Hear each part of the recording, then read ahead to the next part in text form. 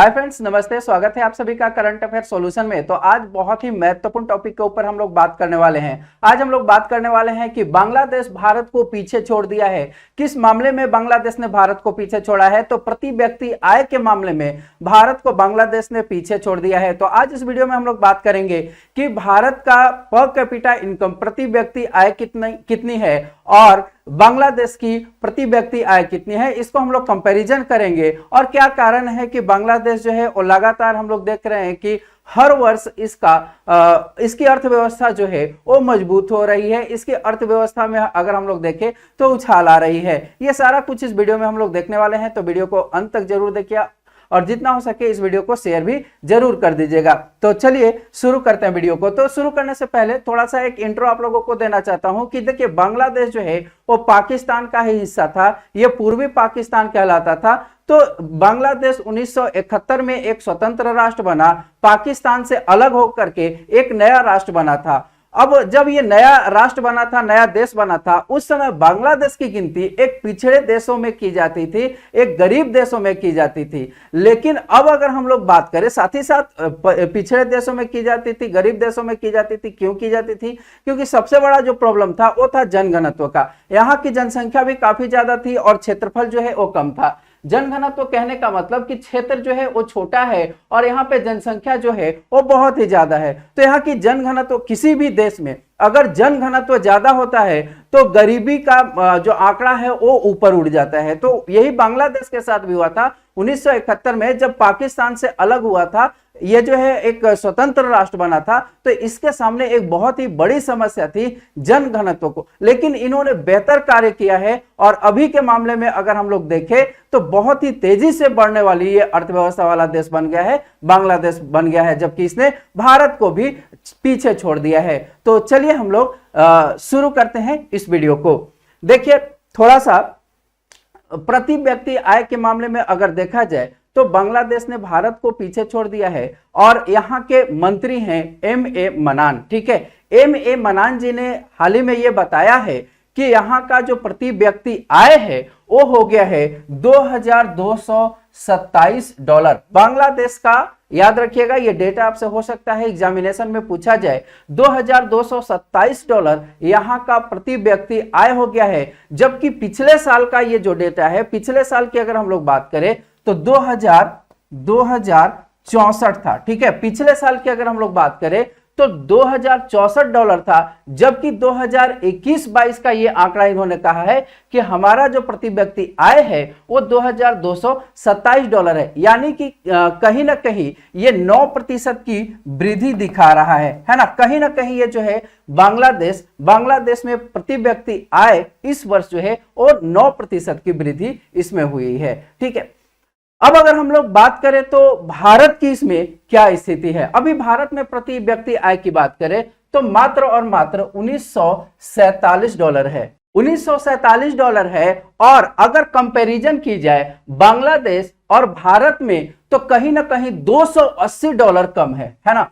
दोनों में जो फासला है वो है $280 का। ठीक है, $280 जो है वो भारत पीछे है बांग्लादेश से। ठीक है, तो ये चीज आपको याद रखना है। लेकिन 2007 का अगर हम लोग डेटा देखें, बांग्लादेश का और भारत का दोनों का डेटा 2007 का देखा जाए तो बांग्लादेश जो है वो प्रति व्यक्ति आय में भारत से आधा था। ठीक है, प्रति व्यक्ति आय में बांग्लादेश जो है वो भारत से आधा था। लेकिन बांग्लादेश ने प्रति व्यक्ति आय में इतनी ज्यादा वृद्धि की है, आप सोच सकते हैं कि 2007 से 2020-21-22 यानी कि 13 साल में इन्होंने इतना ज्यादा वृद्धि की कि इन्होंने भारत को पीछे छोड़ दिया। जबकि ये भारत में 2007 के डेटा के अनुसार देखा जाए तो बिल्कुल आधे थे और अभी जो है इतनी प्रगति होगी। बांग्लादेश प्रति व्यक्ति आय में भारत को पीछे छोड़ देगा, इसका अनुमान IMF भी लगा चुका था। हाल ही के एक रिपोर्ट में, वर्ल्ड इकोनॉमिक आउटलुक में इसने कहा था कि भारत को जल्द ही पीछे छोड़ देगा बांग्लादेश प्रति व्यक्ति आय में। लेकिन इन्होंने कहा था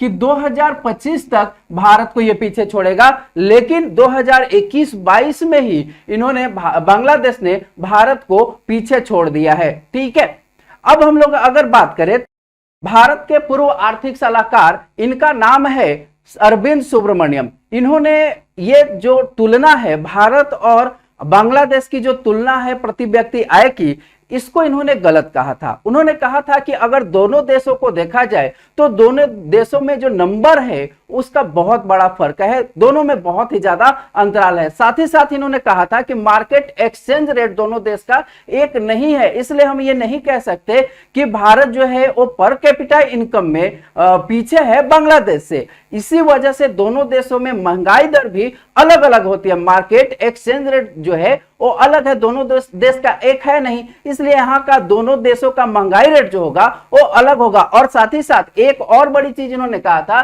कि जो डॉलर की कीमत है, डॉलर की कीमत भारत में कुछ और है और बांग्लादेश में कुछ और है। तो इन कारणों से हम ये कह सकते हैं कि दोनों देशों में कंपेयर नहीं किया जा सकता कि भारत जो है वो पीछे है। लेकिन अभी का डेटा जो है वो ये है, आप देख सकते हैं। एक चीज और आप लोगों को याद रखना है कि अधिकतर विश्लेषक जो है ये मानते हैं कि बांग्लादेश ने कई आर्थिक सामाजिक पैमाने पर तरक्की तो जरूर की है। 1974 ईस्वी को अगर हम लोग याद करें तो 1974 ईस्वी में बांग्लादेश में 1971 में बांग्लादेश आजाद हुआ और उसके 3 साल बाद ही 1974 ईस्वी में बांग्लादेश में बहुत ही भयंकर अकाल पड़ती है। बहुत ही भयंकर जब अकाल पड़ता है तो बांग्लादेश जो है उसके बाद जब धीरे धीरे अकाल के बाद बांग्लादेश की आबादी उभरने लगी अकाल के बाद, तब इन्होंने निर्णय लिया कि हमें जो है वो खाद्यान्न के मामले में खुद से आत्मनिर्भर होना होगा, आत्मनिर्भर होना होगा, किसी के ऊपर डिपेंड नहीं होगा। तब जाकर के इन्होंने खाद्यान्न पर ज्यादा फोकस किया,